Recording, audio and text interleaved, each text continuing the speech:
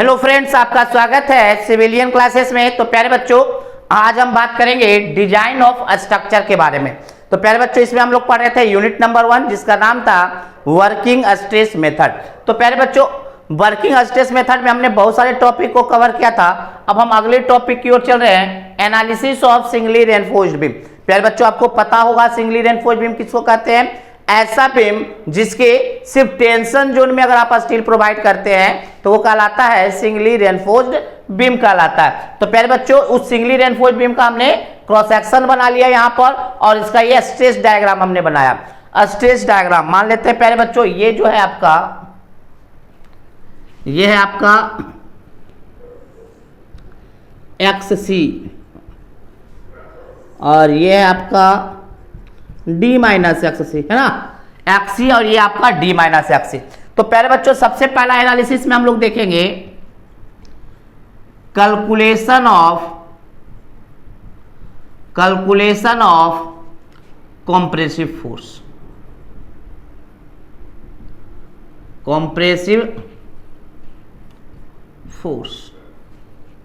On A singly reinforced beam.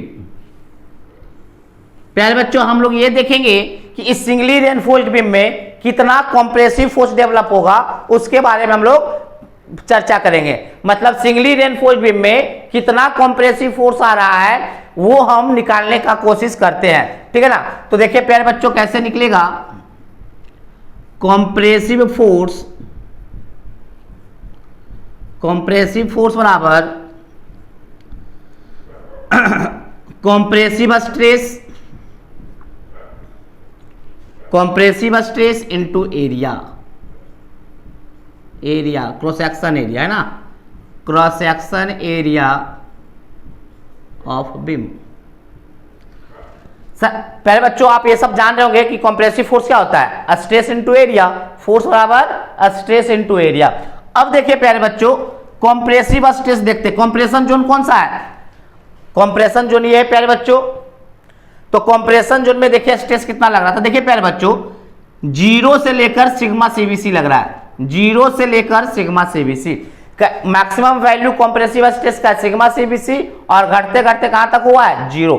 तो प्यारे बच्चों, कौन सा कंप्रेसिव स्ट्रेस ले, 0 ले या सिग्मा सीबीसी ले? तो प्यारे बच्चों, हम लोग क्या करते हैं, एवरेज ले लेते हैं। कंप्रेसिव स्ट्रेस क्या लेते हैं? 0 और 0 plus sigma CBC by 2।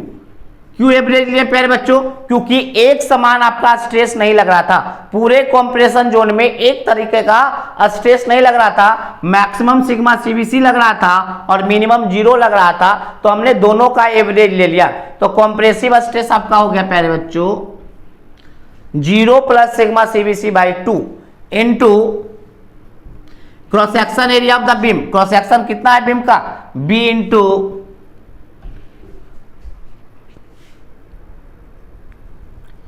Cross section area of beam in compression zone,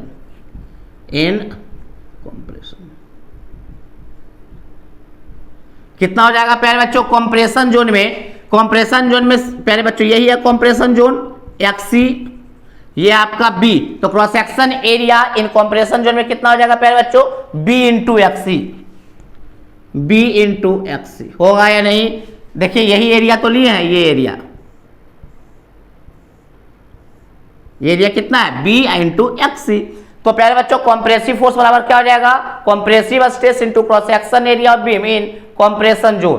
तो देखिए प्यारे बच्चों, जब इसको आप सॉल्व कीजिएगा तो आपको आ जाएगा half sigma CBC into XC into B. आएगा या नहीं आएगा? तो प्यारे बच्चों, कंप्रेसिव फोर्स आपका आ गया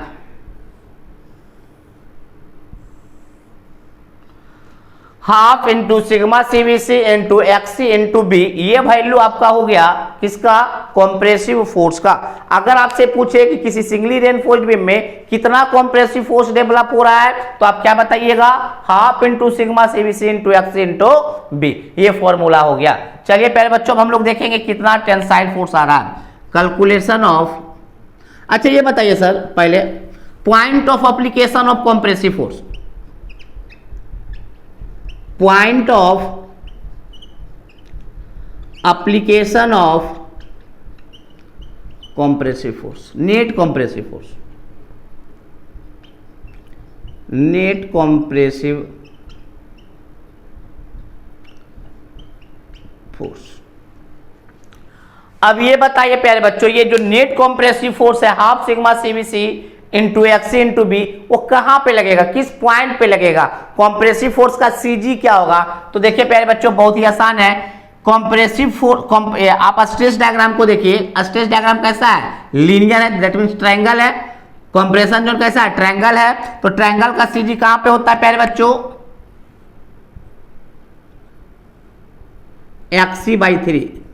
अरे भाई आप लोग पढ़े होंगे ना, ट्रायंगल का सीजी होता है H/3। कहां से? 90 डिग्री से। तो 90 डिग्री से H कितना है? XC/3। XC/3 पे क्या लगेगा आपका? कॉम्प्रेसिव फोर्स लगेगा, है ना। तो point of application of compressive force कितना हो जाएगा? XC/3 from upper extreme, from compression extreme fibre, compression extreme fibre. प्यारे बच्चों, कंप्रेशन एक्सट्रीम फाइबर से XC/3 पर लगेगा आपका point of application of net compressive force. तो प्यारे बच्चों, ये हमने देखा कि कॉम्प्रेसिव फोर्स कैसे निकाला जाएगा, उसके निकालने के क्या फॉर्मूले हैं, और नेट कॉम्प्रेसिव फोर्स किस पॉइंट पे लगेगा वो हमने देख लिया, ठीक है ना। इसको सचिन नोट डाउन कर लीजिए, नोट डाउन कीजिए प्यारे बच्चों, इसको नोट डाउन कर लीजिए। चलिए अब हम इसको मिटा रहे हैं, पॉज करके नोट डाउन कर लीजिएगा, है ना।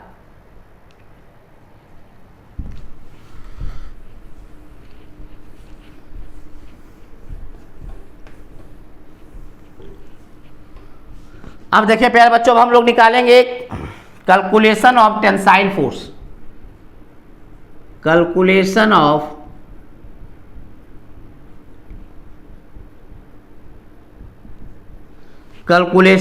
Tensile force on A singly reinforced beam. Singly reinforced beam में कितना टेंसाइल फोर्स डेवलप हो रहा है, इसके बारे में हम लोग चर्चा करेंगे। तो देखिए प्यारे बच्चों, फिर से टेंसाइल फोर्स बराबर टेंसाइल स्ट्रेस इनटू, अब ये बताइए प्यारे बच्चों, टेंशन फोर्स कौन रेसिस्ट करेगा? क्योंकि हमने एजम्पशंस में ही बताया था कि tensile strength of the concrete is ignore.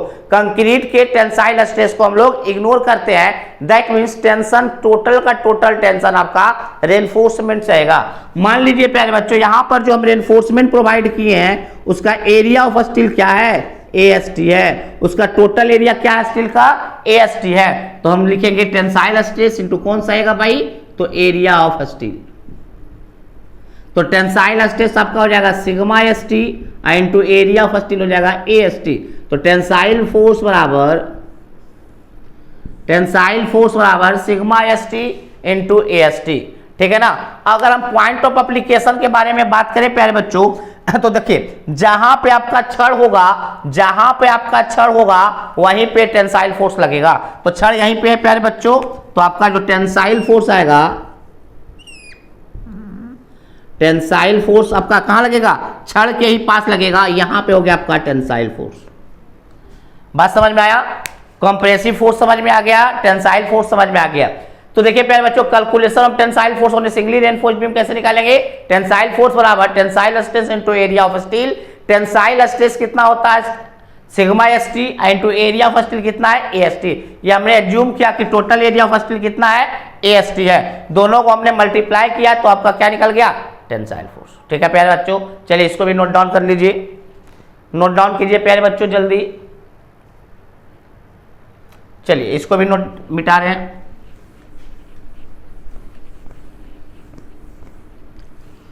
चलिए प्यारे बच्चों, अब हम लोग देखेंगे लीवर आर्म। एक नया टर्म है lever arm.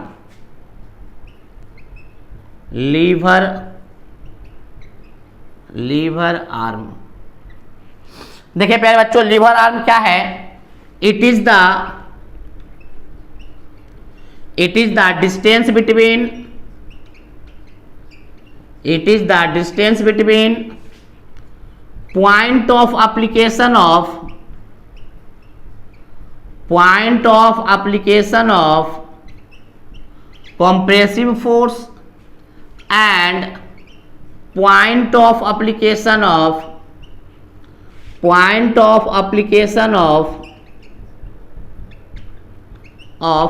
tensile force. It is denoted by Z. It is denoted by Z. देखिए प्यारे बच्चों, हमने क्या बोला कि लीवर आर्म क्या है, जहां ये डिस्टेंस है कहां से कहां तक, जहां पे कंप्रेसिव फोर्स लग रहा है और जहां पे आपका टेंसाइल फोर्स लग रहा है। मतलब point of application of compressive force and point of application of tensile force के बीच का जो दूरी है वही आपका लीवर आर्म कहलाता है। लीवर आर्म क्या है, एक तरह का डिस्टेंस है जो point of application of compressive force and point of application of tensile force के बीच का दूरी है। तो देखिए प्यारे बच्चों, बहुत ही सिंपल तरीका है। टोटल का टोटल कितना है, स्मॉल डी है, इफेक्टिव डेप्थ है, इफेक्टिव डेप्थ में से ये वाला घटा दे, अगर टोटल इफेक्टिव डेप्थ में से ये अगर घटा देते हैं तो यही लीवर आर्म बचेगा क्या। तो देखिए प्यारे बच्चों, लीवर आर्म आपका क्या हो जाएगा, total effective depth, effective depth में से ये XC/3 हटा देते हैं, D minus XC/3, D minus XC/3। तो देखिए प्यारे बच्चों, D माइनस XC/3 आपका क्या हो गया, लीवर आर्म हो गया। देखिए प्यारे बच्चों, थोड़ा सा तोड़ मरोड़ भी कर सकते हैं। Z बराबर D को कॉमन ले लीजिए तो 1 माइनस XC/3D हो गया, 1 माइनस XC/3D हो गया, होगा या नहीं। D को जैसे ही कॉमन लेंगे यहाँ 1 आ जाएगा, अपने मन से यहाँ पे डिवाइड में D चला जाएगा, है ना। अब देखिए प्यारे बच्चों, इस टर्म को हम लोग कहते हैं लीवर आर्म डेप्थ फैक्टर, इस टर्म को। तो Z बराबर हो गया JD, यहाँ पे J क्या है, lever arm depth factor, lever arm depth factor, जिसका वैल्यू क्या हो जाएगा 1 माइनस XC/3D, 1 माइनस XC/3D। ठीक है प्यारे बच्चों, अब देखिए लीवर, अब देखिए XC/J बराबर हम इसको बोलते हैं 1 माइनस K/3, 1 माइनस K/3। अब देखिए K यहाँ पे क्या है, तो K क्या हो गया, XC/D, K आपका हो गया XC/D। K को हम लोग बोलते हैं neutral axis depth factor, neutral axis depth factor. ऐसे हम कहीं यूज नहीं करेंगे K और J का, बट बुक में आप देखिएगा तो ये सब टर्म में मिलता है, इसलिए हमने लिख लिया। Z बराबर JD, J क्या है आपका, इस टर्म को J बोल रहे हैं, ये टर्म कितना है 1 माइनस XC/3D, 1 माइनस XC/3D को 1 माइनस K/3 लिख दिया। K मतलब क्या हो गया XC/D, K क्या हो गया XC/D, और XC/D को हम लोग कहते हैं न्यूट्रल एक्सिस डेप्थ फैक्टर। तो प्यारे बच्चों, कॉम्प्रेसिव फोर्स कैसे निकालते हैं वो हमने देखा, टेंसाइल फोर्स कैसे निकालते हैं वो हमने देखा, फिर हमने देखा लीवर आर्म, फिर हमने क्या देखा, लीवर आर्म। ठीक है ना। चलिए इसको भी नोट डाउन कीजिए प्यारे बच्चों, नोट डाउन कीजिए। माथा के ऊपर से तो नहीं ना जा रहा है, जाना नहीं चाहिए, तुरंत कॉल कीजिएगा, ठीक है ना। लीवर आर्म, है ना। चलिए इसको नोट डाउन कर लीजिए। चलिए प्यारे बच्चों, हम एक नए टर्म की ओर चलेंगे जिसका नाम है अब मोमेंट ऑफ रेसिस्टेंस, जो सबसे ज्यादा इंपॉर्टेंट है। अगर WSM से क्वेश्चन पूछता है तो मोमेंट ऑफ रेसिस्टेंस से ही पूछेगा, और मोमेंट ऑफ रेसिस्टेंस को अच्छे तरीके से जानने के लिए एनालिसिस, दैट मींस आपका कंप्रेसिव फोर्स कैसे निकलता है, क्या फॉर्मूला है, टेंसाइल फोर्स कैसे निकलता है, कहां पे लगता है, लीवर आर्म क्या होता है, उन सारे बातों का आपको मतलब आना चाहिए, सारे बातों को मतलब आना चाहिए, है ना। चलिए अब हम नए टर्म की ओर चलेंगे प्यारे बच्चों, मिटा देते हैं।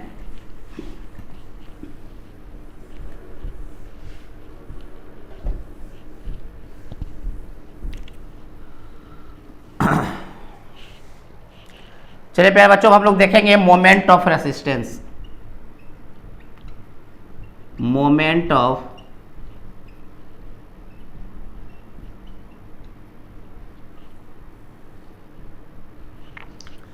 देखिए प्यारे बच्चों, मोमेंट ऑफ रेसिस्टेंस क्या होता है। मोमेंट ऑफ रेसिस्टेंस क्या है, moment of resistance is the ability of beam to resist the maximum bending moment. मतलब मोमेंट ऑफ रेसिस्टेंस बीम का वह एबिलिटी है जिससे कि वो मैक्सिमम से मैक्सिमम बेंडिंग मोमेंट को रेसिस्ट करता है। देखिए प्यारे बच्चों, हमने क्या बोला, it is the ability of beam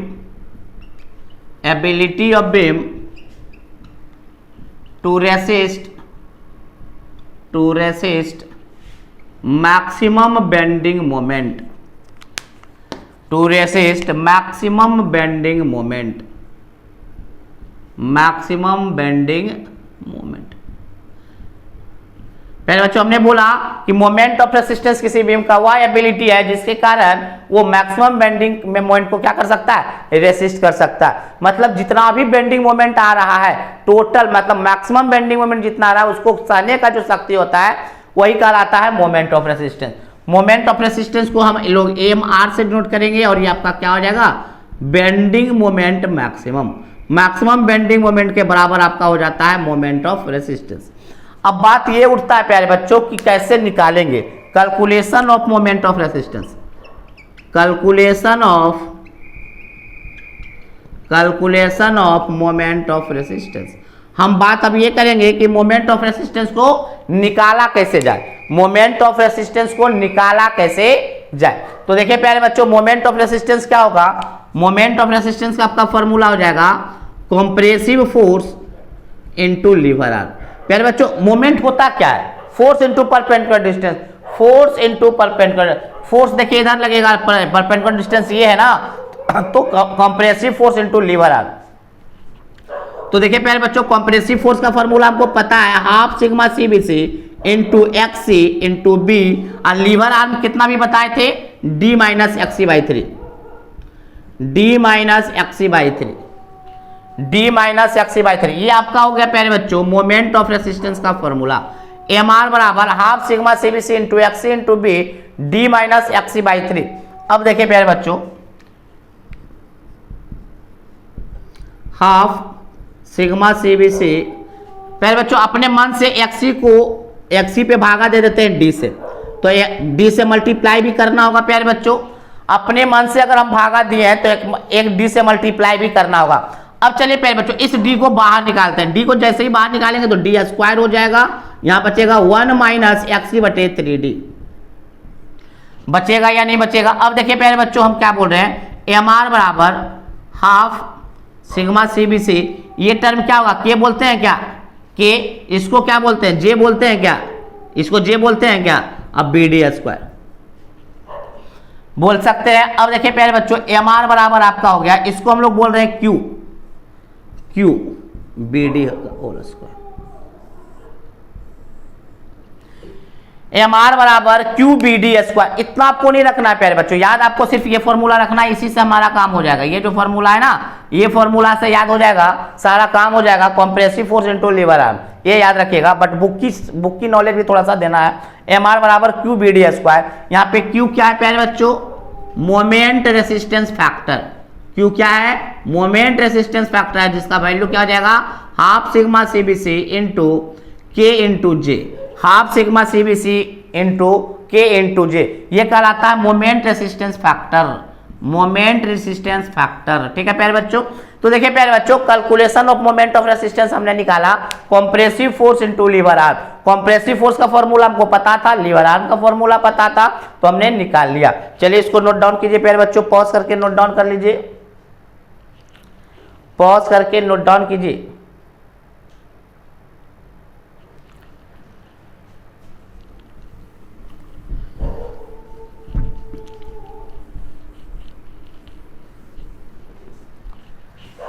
अब देखिए प्यारे बच्चों मोमेंट ऑफ रेसिस्टेंस का एक और फॉर्मूला होता है, वो फॉर्मूला होता है tensile force into lever arm.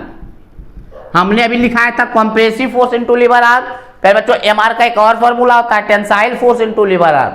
तो टेंसाइल फोर्स तो अभी हमने देखा कितना था प्यारे बच्चों, टेंसाइल फोर्स कितना था, सिग्मा ST इंटू AST, यही तो टेंसाइल फोर्स था। और लीवर आर्म का formula D minus XC by 3, D minus XC by 3। ये आपका हो गया प्यारे बच्चों मोमेंट ऑफ रेसिस्टेंस निकालने का फॉर्मूला। मोमेंट ऑफ रेसिस्टेंस निकालने का ये हो गया आपको फॉर्मूला। तो देखिए इसके पहले भी हमने फॉर्मूला बताया था compressive force into lever arm, अभी हम लोग बता रहे हैं tensile force into lever arm. ठीक है ना। तो इसका मतलब क्या हुआ प्यारे बच्चों, मोमेंट ऑफ रेसिस्टेंस निकालने के दो फॉर्मूले हमारे पास है, मोमेंट ऑफ रेसिस्टेंस निकालने के दो फॉर्मूले हैं। अब बात ये उठता है कि किस समय कौन सा फॉर्मूला यूज करना चाहिए, या कौन से फॉर्मूले को यूज करने से सही आंसर आएगा, उसके बारे में हम लोग बात करेंगे। तो प्यारे बच्चों ये भी फॉर्मूला आप नोट डाउन कर लीजिए। मोमेंट ऑफ रेसिस्टेंस बराबर tensile force into lever arm. Tensile force होता है sigma S T into S T into D minus XC by 3। चलिए इसको नोट डाउन कीजिए प्यारे बच्चों, मिटा दे रहे हैं।